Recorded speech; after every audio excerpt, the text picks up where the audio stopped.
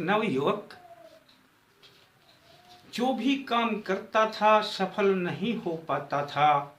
अंत में जाकर उसका कार्य रुक जाया करता था। वह बड़ा परेशान था।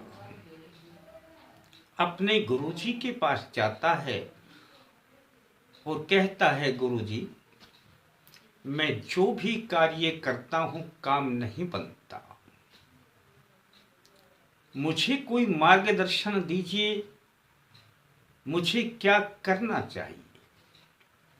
गुरुजी ने कहा, आज के बाद जब भी कोई कार्य करें तब अपने माता और पिता की इजाजत लेकर के कार्य प्रारंभ करें, आपको सफलता अवश्य मिलेगी। नवयुवक अपने घर आ जाता है। अब वह जो काम करता है अपने माँ और पिता की इजाजत लेकर काम शुरू करता है, उसका काम भली प्रकार चलने लगता है। नवयुवक खुशी खुशी गुरुजी के पास आता है और कहने लगा, गुरुजी, ऐसा क्या था? तब गुरुजी ने कहा कि तुम जो काम करते हो उसमें तुम्हारे माता पिता से जब तुमने इजाजत ली तब वहां से पूरी कृपा और उनका आशीर्वाद आपके ऊपर आने लगा। आपके कार्य में केवल आपके योगदान से ही कार्य नहीं होता, आपके माता पिता के कार्य से भी सारे कार्य बनते हैं। नवयुवक की यह बात समझ में आ गई। पर यह बात दोस्तों मैं आपको किस लिए बता रहा हूं, एक बहुत गहरा राज है। आज मैं उसी राज की बात करूंगा कि आ रहे हैं नवरात्रि। अब यह तो 19 मार्च से ही अब की बार प्रारंभ हो जाएंगे और ये 27 मार्च तक चलेंगे। और नवरात्रि में हर व्यक्ति चाहता है कि मैं जो साधना करूं, जो मंत्र करूं, वह सफल हो जाए, मंत्र में पावर आ जाए, मेरे कार्य बनने लग जाएं, मां की मुझ पर असीम कृपा आ जाए। दोस्तों, यहां पर भी मैं आपको एक यही बात बताऊंगा कि आप जो भी कार्य करेंगे, पूजा करेंगे, मंत्र करेंगे, साधना करेंगे, वह सफल होगी ही होगी और सिद्धियां आपके कदमों में होगी। पर ये होगी कैसे? जिस प्रकार से यहां पर उस व्यक्ति को बताया गया गुरु के द्वारा कि अपने माता और पिता से इजाजत लेकर कार्य करें, यहां पर क्या आप जो कार्य करते हैं आपने माता और पिता की इजाजत लेनी है? दोस्तों, मैं सांसारिक कार्य की बातें किया करता हूं तब तो माता पिता की इजाजत बेहद जरूरी है।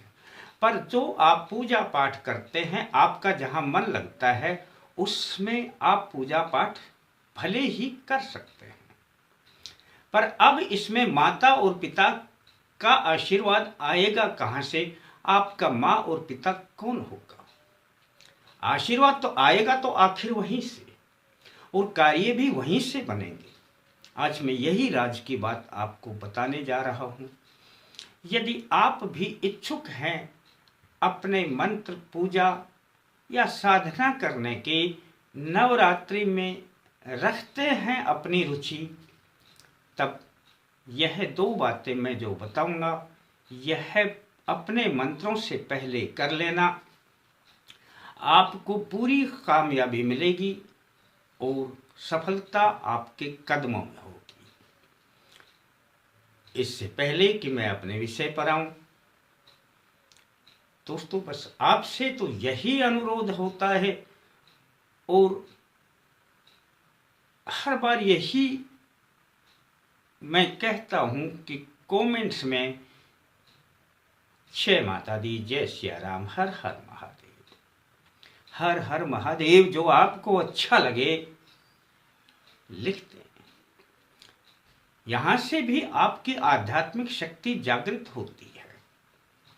बार बार में जब कोई चीज लिखी जाती है या किसी को बोली जाती है तो पावर आने का एक स्रोत खुल जाता है। वीडियो को लाइक करना, इतना सा ही तो है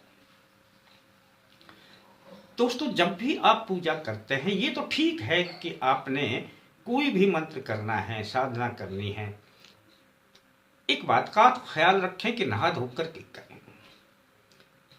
जब भी पूजा करें तो नहा धो के करेंगे तो पहने हुए कपड़े ना पहने,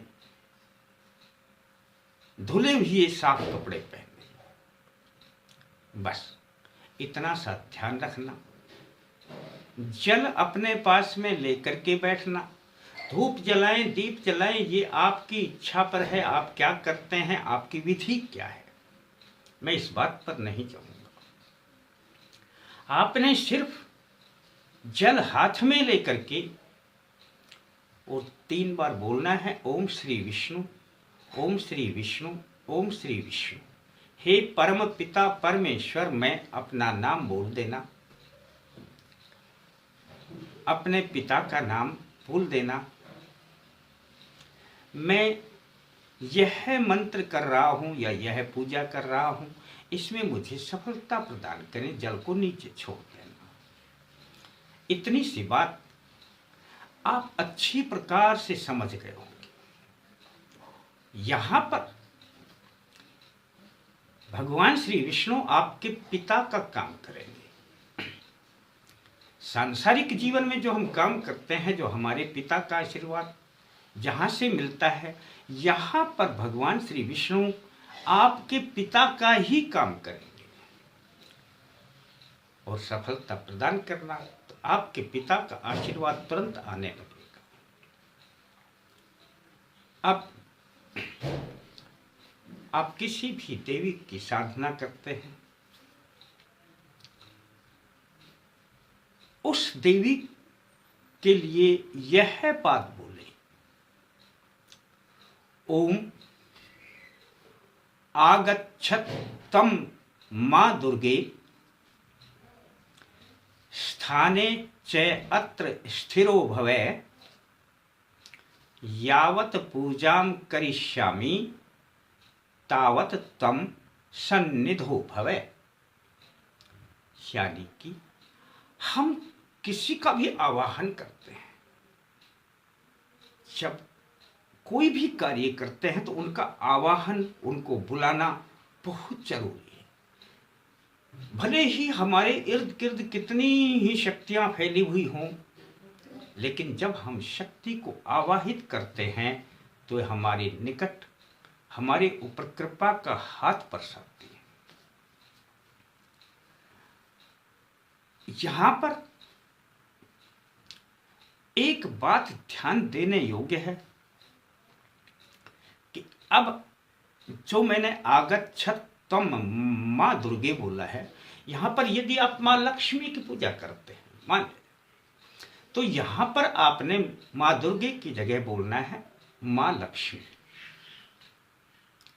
मां सरस्वती की ही पूजा कर रहे हैं, कोई मंत्र कर रहे हैं, तो यहां बोलना है आगच्छत तम मां सरस्वती। यानी जिस देवी की पूजा करते हैं, जिस देवी की साधना करते हैं इन नवरात्रि में, उस देवी की ही हमने आवाहित करना है। और मान लिया जाए कि आप एक दिन मां सरस्वती की करते हैं, अगले दिन मां दुर्गे की करते हैं, तो जिस दिन मां सरस्वती की करें उस दिन मां सरस्वती बोलें, अगले दिन मां दुर्गे की करते हैं तो मां दुर्गे बोलें। इतना सा ही आपने ध्यान रखना है। ये एक छोटी छोटी मैंने 2 बातें आपको बताई हैं, पर दोस्तों जैसे भगवान श्री विष्णु से पिता की कृपा मिलेगी, वैसे ही मां दुर्गे से मां की कृपा मिलेगी। हम यहां पर मां के शब्द का प्रयोग किस लिए करते हैं, इसका भी एक बहुत बड़ा कारण हुआ करता है कि मां की कृपा से बढ़कर कृपा किसी की नहीं होती है। मां अपने बच्चों की सुरक्षा के लिए अपने प्राणों को भी संकट में डाल देती फिर जहां मां शब्द का प्रयोग हो जाता है वहां पर समझ लेना कि यहां पर मां की कृपा आएगी ही आएगी। और जब आप मंत्र पढ़ेंगे तो यह एहसास आपको स्वयं होने लग जाएगा।